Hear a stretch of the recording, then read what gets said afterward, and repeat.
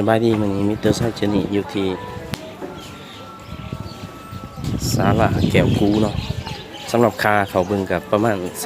20 บาทต่อคนเนาะนี่เป็นทางเขาเนาะเป็นวิวบรรยากาศกับคล้ายๆวัดคล้ายๆกับวัดเชียงขวัญเนาะ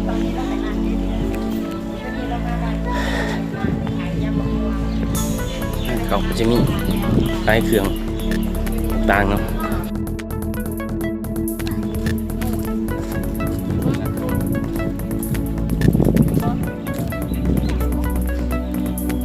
ตอนนี้ก็ประมาณบ่ายโมงเนาะแดดกำลังแห้งบรรยากาศโดยรอบก็สิคล้ายๆกับวัดเชียงขวัญเนาะตัวนี้เป็น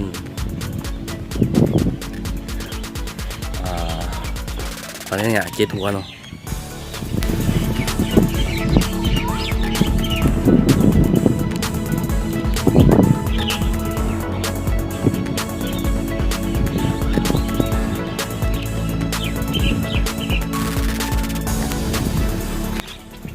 เท่าไรปังนี่คือองค์พระเวสสันดร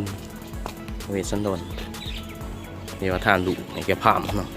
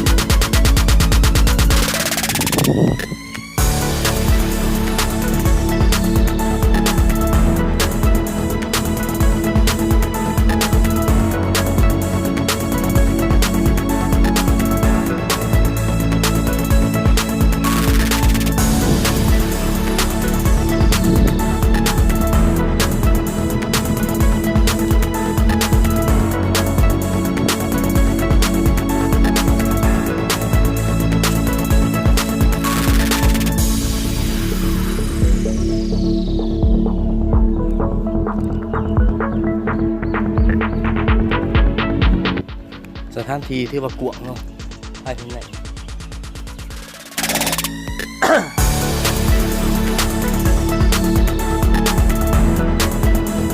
นี่เป็นตอนหนึ่งที่ว่าพระพุทธเจ้าเขามากรรมฐานอยู่ในป่าเนาะแล้วก็ลิ่งกระสังหาหมากไหมมาถวายเป็นเทวไลปังนี่คือพระศาสดาโปรดสั่งปริญญากะพงทานากาวการกระขันส่วนหลายจะเป็นพุทธประวัติเนาะเพิ่นเอามาแต่งขึ้นมาให้เขาเบิ่ง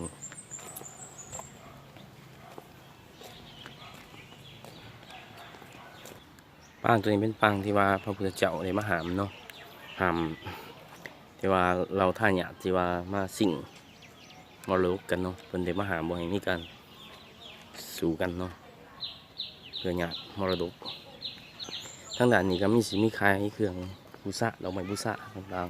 ๆโอ้ทั้งด้านหานี่งามเนาะเป็นแบบในเกมเลย